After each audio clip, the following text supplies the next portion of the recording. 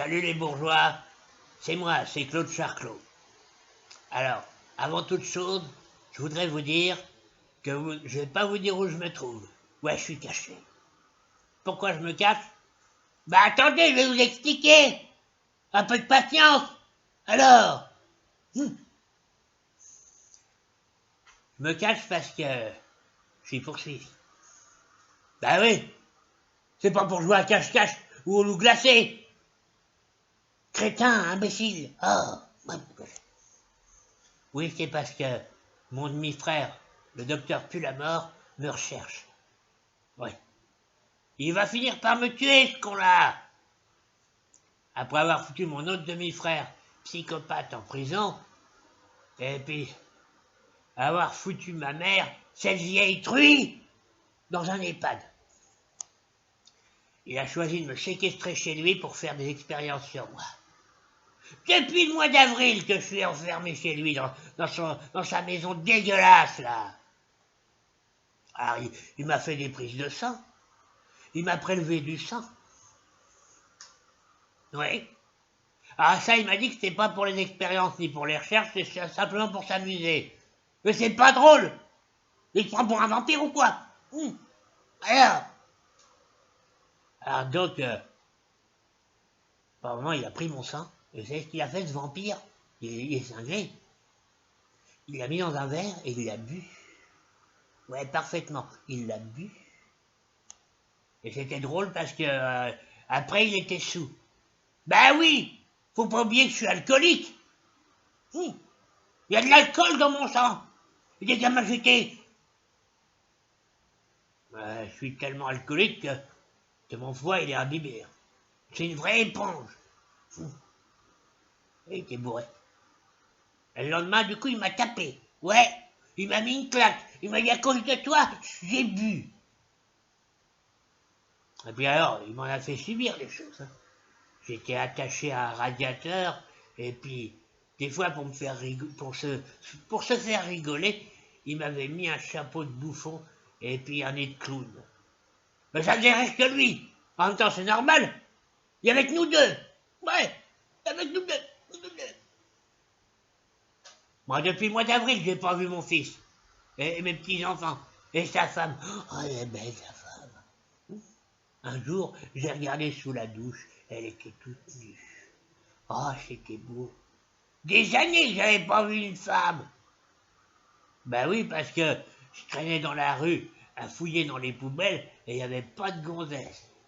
Que des mecs. Ah oui. Ben n'empêche, j'aurais bien fait sa petite affaire si ça n'avait pas été ma belle-fille. Mais je suis pas dégueulasse, moi. Et pas vous taper la femme de mon fils. Ça va pas ou quoi? Depuis que je suis sorti, j'ai découvert des trucs. Ben, le confinement, ça a inspiré pas mal de gens. À commencer par Renaud Séchant. Oui, le chanteur sur disque. Eh ben, il a écrit une chanson qui s'appelle Corona Song. Ouais. Bah d'ailleurs, quand on le regarde physiquement, on se demande si c'est pas lui qui est devenu Clodo. Il me ressemble. Ouais, il a l'air totalement détruit, comme moi. D'ailleurs, j'aimerais savoir comment il va. On va prendre de ses nouvelles. Allez, on prend des nouvelles.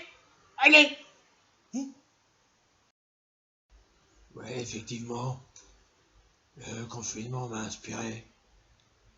Comme je vous l'ai dit l'autre jour, j'ai écrit une chansonnette contre le coronavirus en disant coronavirus, connard de virus. Alors, l'inspiration est plus capricieuse parce que je picole plus. Alors les gens ils disent ouais, pour écrire une chanson pareille, c'est forcément qui picole encore. Mauvaise langue va. Mauvaise langue comme ça, mais c'est pas vrai. Je picole plus, je bois que de l'eau. Il me fait chier. Bah oui, il me fait chier.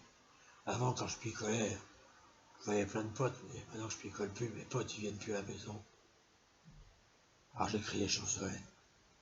De temps en temps, il y a ma fille qui vient me voir. Ça fait plaisir. Elle n'oublie pas son père. Elle. Voilà.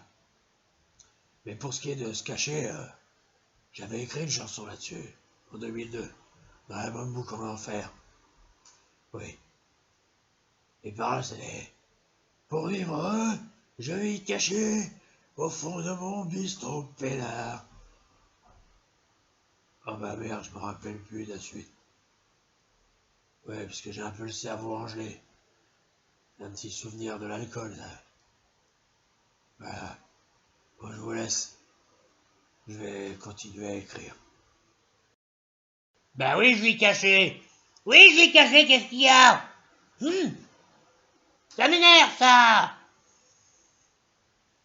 Par contre, de l'eau, j'en bois pas beaucoup. Hein. À midi, j'ai bu un petit pinard. Excellent.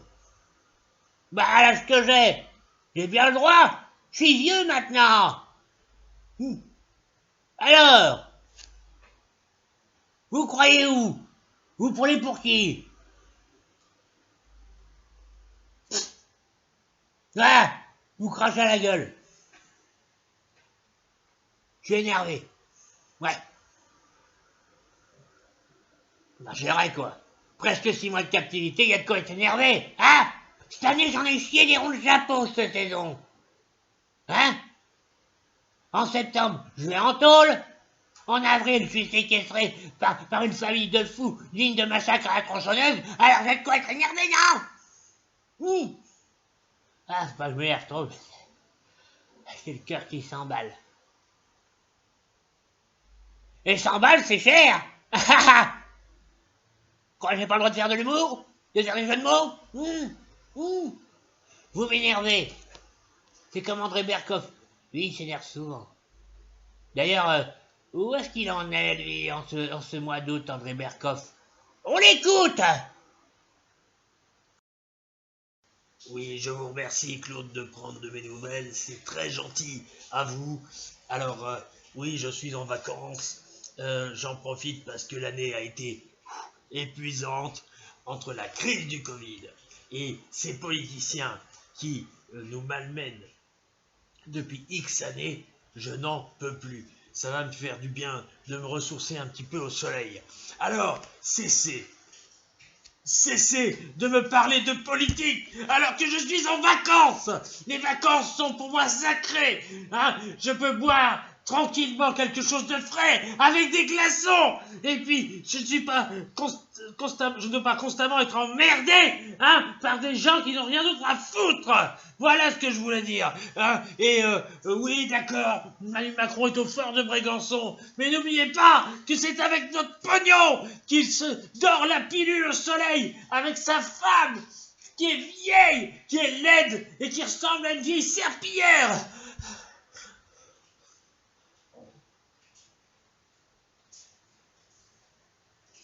Ça fait du bien les vacances. Non mais dis donc, Berkoff, ça sert à rien de s'énerver, hein? Moi, je m'en donne des nouvelles gentiment, complètement. Ah, ça m'énerve, ça. Parce que c'est ça, je vais retourner dans ma cachette. Et puis c'est tout.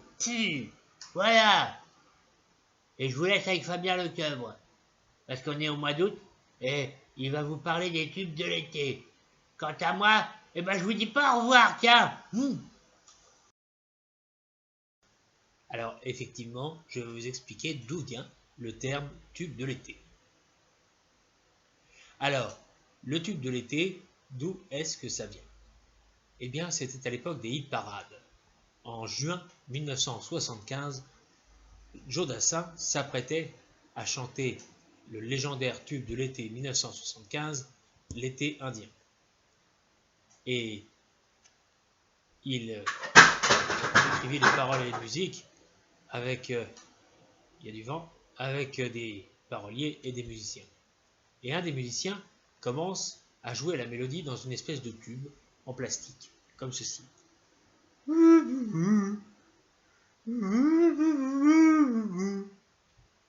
Et Joe Dassin, qui entendit cette mélodie, dit c'est magnifique, il faut absolument que je la chante avec ma bouche, devant un micro, ce qui donnera une chanson.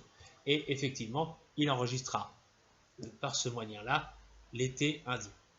Voilà comment est venu le terme tube de l'été. c'est pas compliqué. Savez-vous, d'ailleurs, je pense à Hugo Frey.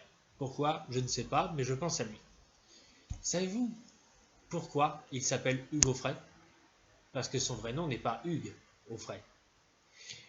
C'est parce que il a passé le plus clair de sa jeunesse en Inde. Et là-bas, en Inde, il salue en disant Hugues. Il s'est dit, tiens, je vais me prénommer Hugues. C'est un chouette nom de scène. Et pourquoi Aufray? C'est parce que il a démarré sa carrière en plein hiver, sous la neige. Voilà, et j'ai plein d'anecdotes à vous raconter. D'ailleurs, je vais m'installer et je vais vous en raconter plein d'autres. Alors, savez-vous où sont nées les blagues de Toto? Ah, comment? On n'a plus le temps? Ah, bah c'est bien dommage.